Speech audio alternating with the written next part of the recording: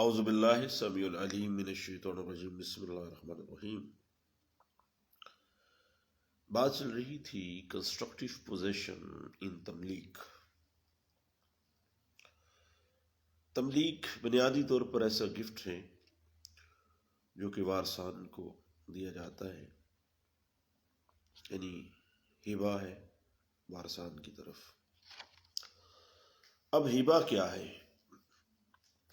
ہبہ ایک فرد کے غیر منقولہ جائیداد کو رضاکارانہ طور پر اپنی مرضی سے کسی دوسرے فرد کو بغیر کسی کنسیڈریشن کے منتقل کرنا ہبہ ہے۔ عربی میں اس کو نخلا بھی کہا جاتا ہے، اردو میں ہم اس کو عطیہ بھی کہتے ہیں، انگلش میں ہم اس کو گفٹ کہتے ہیں۔ جو گفٹ کر رہا ہوتا ہے وہ ڈونر ہے اور جس کو گفٹ کیا جا رہا ہے وہ ڈونی ہوتا ہے۔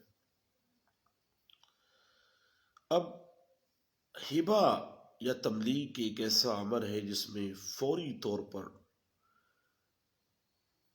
پوزیشن جو ہے وہ ٹرانسفر ہو جاتا ہے،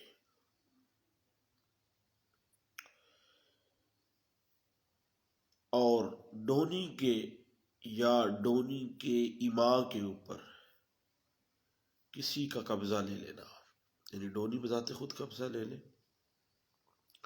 یا ڈونی کے کہنے پر یا اس کی رضامندی کے ساتھ کوئی اور قبضہ لے لے، تو ہبہ مکمل ہو جاتا ہے۔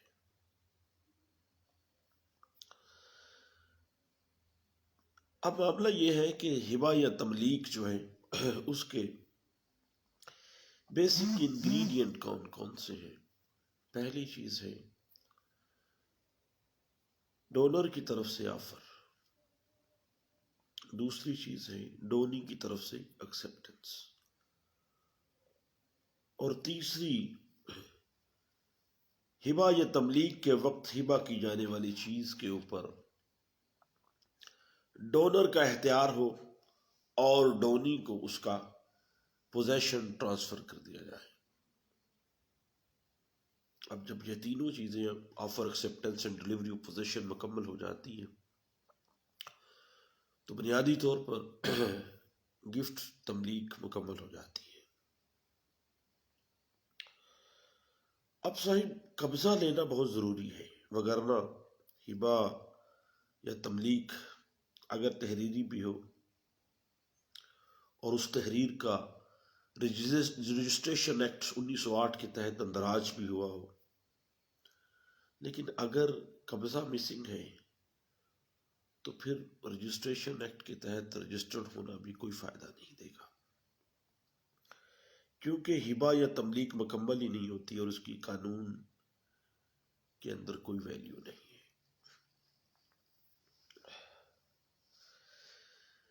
اب صحیح بات اس طرح سے ہے کہ ڈونی کے تملیک شدہ یا ہبہ شدہ جائیداد کی قبضہ لینے کے جو مختلف موڈز ہیں اس کی انٹرپریٹیشن مختلف حالات و واقعات کے ساتھ کی جا سکتی ہے۔ بعض صورتحال میں ڈونی عملی طور پر واضح اور ڈائریکٹلی قبضہ لے لیتا ہے، لیکن بعض صورتحال ایسی ہوتی ہے کہ ڈونی بظاہر عملی طور پر واضح طور پر ڈائریکٹلی قبضہ نہیں لیتا ہے، قبضہ لے سکتا ہی نہیں ہے۔ اب اس طرح کا جو پوزیشن ہے اس کو کنسٹرکٹیو پوزیشن کہا جاتا ہے۔ مثلاً ایک خاوند اپنی بیوی کو کوئی جائیداد تملیک کرتا ہے، اگر ایک والد اپنے نابالغ بچے کو کوئی پراپرٹی تملیک کرتا ہے تو ایسا قبضہ اس تملیک کا کنسٹرکٹیو پوزیشن کے زمرے میں آئے گا، اور کنسٹرکٹیو پوزیشن جو ہے وہ بالکل درست قبضہ ہوگا، اور کنسٹرکٹیو پوزیشن بھی بنیادی طور پر اسی طرح ہی ہوگا جس طرح سے ایکچوئل پوزیشن ہے۔ اگر خاوند نے اپنی جائیداد میں سے کچھ جائیداد بیوی کو ہبہ کیے، اکٹھے رہ رہے ہیں، اب بیوی گھر کے کام کر رہی ہے، براہ راست خاوند کے جائیداد جو اس نے ہبہ کی ہے بیوی کو، اس کا کوئی انتظام و انصرام نہیں کر رہی ہے۔ اب جو ڈونر ہے خاوند، وہی اس کے امام پر اس کی جو ہبہ شدہ پراپرٹی ہے، جو اس نے ہبہ کی ہے خاوند نے، وہی سارا انتظام و انصرام کر رہا ہے۔ تو ایسی صورتحال میں بیوی کو جو گفٹ ملا ہے، جو تملیک ہوئی ہے، اس بیوی کا قبضہ خاوند کے ذریعے کنسٹرکٹیو پوزیشن تصور کیا جائے گا، اور کبھی صورت یہ نہیں کہا جا سکتا کہ بھئی بیوی نے تو قبضہ ہی نہیں لیا تھا تو پھر تملیک یا پوزیشن تو ہوا ہی نہیں ہے، گفٹ تو ہوا ہی نہیں ہے۔ ایسی بات نہیں ہے، بلکہ کنسٹرکٹیو پوزیشن بھی اسی طرح ہی متصور ہوگا اس صورتحال میں جس طرح ایکچوئل پوزیشن ہوتا ہے۔ اس حوالے سے 2011 YLR پیج 2984، 2001 YLR پیج 893 اور 1998 SCMR page 707، 2014 MLD page 635، 2003 CLC page 301 اور 2000 YLR پیج 242 جو ہے وہ اس بات کو بڑے اچھے انداز سے انٹرپریٹ کر دیتا ہے۔ اب صحیح بات تھوڑا سا آگے بڑھاتے ہیں۔ Transfer of property act 1882 section 122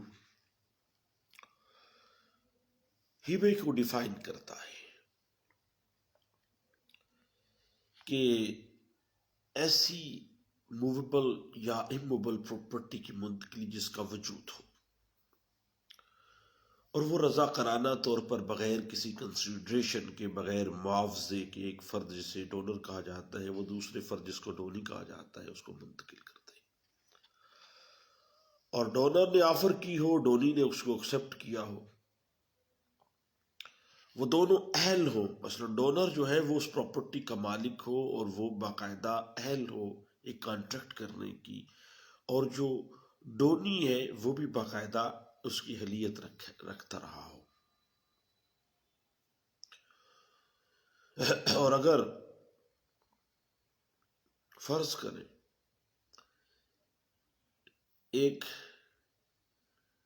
باپ نے اپنے بچے کو، بچہ بالکل نابالغ ہے، اس کی ایکسیپٹنس تو ابھی نہیں ہوئی ہے، لیکن اگر ڈونی ہبے کو یا تملیک کو قبول کرنے سے پہلے فوت ہو جاتا ہے تو پھر ایکسیپٹنس کا جو انگریڈینٹ ہے وہ تو مسنگ میں چلا گیا ہے۔ تو اب ایکسیپٹنس ڈونی خود بھی کر سکتا ہے، اس کے ایما پر کوئی اور بھی کر سکتا ہے۔ اسی طرح پوزیشن ڈونی خود بھی ڈائریکٹلی لے سکتا ہے اور اس کے ایما پر کوئی اور بھی لے سکتا ہے۔ اور اگر ڈونی فرض کرے ایکسیپٹنس لینے سے پہلے فوت ہو جاتا ہے تو پھر ایسی تملیک یا ایسا ہبہ جو ہے وہ ویسے ہی ریووک ہو جاتا ہے۔ اب صاحب ہم نے پچھلے دنوں ایک بڑی لینڈ مارک ججمنٹ بھی دیکھی لاہور ہائی کورٹ کی، خدا بخش ورسز مسمات Khatija, PLD 1968، Lahore high court page 1001۔ اب یہ بڑی لینڈ مارک ججمنٹ ہے۔ اس ججمنٹ میں تملیک ہبہ کی مختلف صورتوں کو جو ہے لاہور ہائی کورٹ نے ڈیفائن کیا تھا،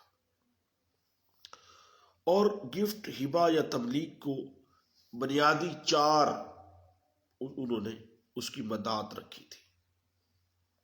پہلی، ہبہ خالص اور سادہ، یعنی بغیر offer, acceptance and delivery of position without any consideration. دوسرا، درست ہبہ بلفظ۔ اب بلفظ جو ہے وہ معاملہ تھوڑا سا، 2 ہبے ہوتے ہیں اس میں باہمی طور پر۔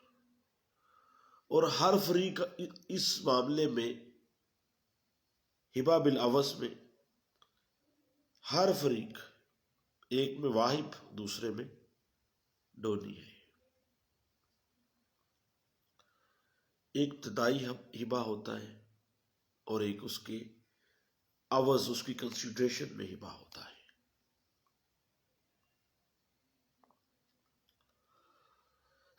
اب ہبہ یا عوض پہلے ہبے سے منفرد طور پر ایڈورس چلتا ہے.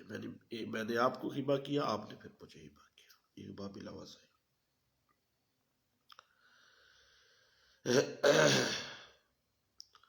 اور اگر کنسیڈریشن نہیں ہے، اگر بدل نہیں ہے، تو پھر وہ سادہ ہبہ ہے.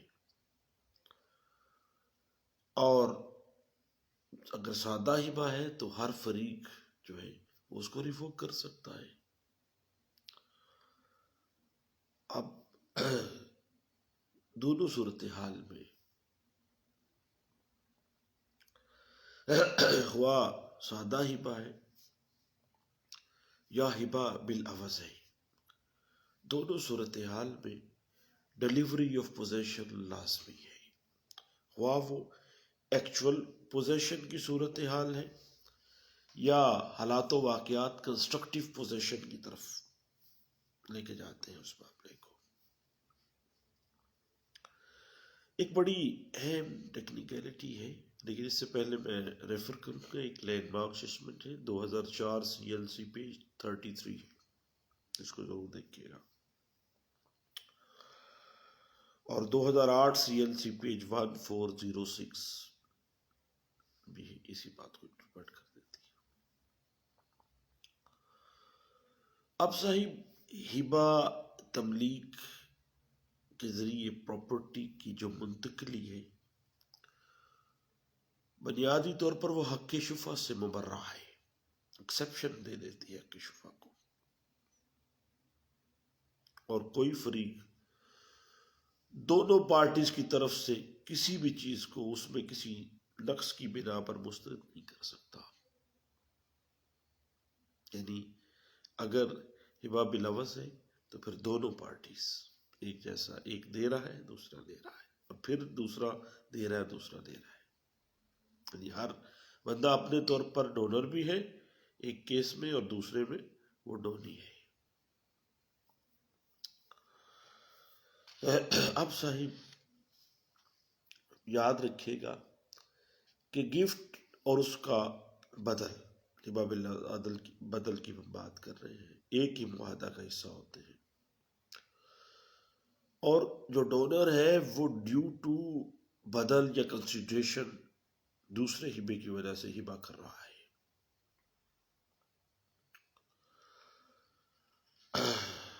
اور اسی وجہ سے ہبہ جو بالعوض ہے اس کو عام طور پہ بے کے معنوں میں لیا جاتا ہے. ٹیکنیکلٹی ہے ایک بڑی قانون کے اندر یہ بھی، کہ یہ جب مکمل ہو جاتا ہے تو یہ کنسیڈریشن جہاں پہ بھی آ گئی تو وہاں پہ تو معاملہ اور ہے، وہاں پہ تو معاملہ چلا جائے گا صاحب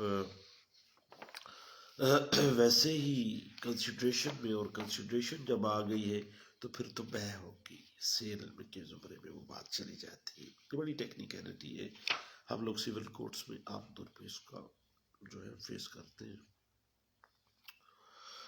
اور یاد رکھیے گا کہ ایسا جو بالعوض ہے ہبہ یا معاملہ، بالعوض کا ہبہ جو ہے وہ مسلم لا کے تابع نہیں ہے، بلکہ یہ کانٹریکٹ ایکٹ کے تابع ہوتا ہے. اور اس کے اوپر ٹرانسفر آف پراپرٹی ایکٹ 1882 جو ہے وہ لاگو ہوتا ہے، کیونکہ یہ بالعوض ہے. اور بالعوض جب بھی معاملہ آتا ہے تو پھر اس میں بے کے تمام عوامل بھی پائے جاتے ہیں. اس میں ہم انشاءاللہ سیر حاصل بعد میں گفتگو کر لیں، کہ ابھی تو ہم کنسٹرکٹیو پوزیشن کی حد تک رہتے ہیں کہ دونوں صورتحال میں قبضے کی حوالگی لازمی ہے، اور یہ ڈائریکٹلی بھی ہو سکتا ہے اور انڈائریکٹلی بھی ہو سکتا ہے. ایکچول صورتحال میں بھی ہو سکتا ہے، اور اس کو کنسٹرکٹیو مینوں میں بھی ہم لے سکتے ہیں کہ اگر جس طرح سے خاوند اپنی بیوی کو ہبہ کرتا ہے اور سارا اس ہبہ شدہ پراپرٹی کو انتظام و انصرام تو خاوند کر رہا ہے، عورت تو گھر کا کام کر رہی ہے، تو اب اس ہبے کے اندر اس عورت کا جو پوزیشن ہے that will be considered constructively, کہ یہ کنسٹرکٹیولی عورت کا پوزیشن موجود تھا، اور ایسی صورتحال میں جو انگریڈینٹ آف پوزیشن ہے ہبا کے اندر اسینشیل ہے جو ہبا یا تبلیغ کا، وہ پورا ہو جاتا ہے۔ تو دوستو یہ چند ایک باتیں تھیں، چند دوستوں کے درمیان گپ شپ تھی، میں نے کہا سب دوستوں سے کیوں نہ ہم ڈسکس کر لیں۔ اب ایک نئی ٹیکنیکلٹی آ گئی ہے، ہبا جو ہے بلوز اور بشرط عوض جو ہے، کیا یہ بے کے زمرے میں آتا ہے اور کیا یہ مسلم لا کے زمرے میں آتا ہے یا نہیں آتا ہے، کانٹریکٹ ایکٹ کے زمرے میں آتا ہے، ٹرانسفر آف پراپرٹی ایکٹ کے زمرے میں کس نہج سے آتا ہے، کس طرح سے آتا ہے، اس کا سکوپ کیا ہے، تو پھر ہم نیکسٹ انشاءاللہ اس پہ بات کریں گے۔ دعاؤں میں یاد رکھیے گا، انشاءاللہ دوبارہ ملتے ہیں ہبا کے ہی ایک اہم پریپوزیشن کے ساتھ۔ دعاؤں میں یاد رکھیے۔ تھینک یو، اللہ حافظ۔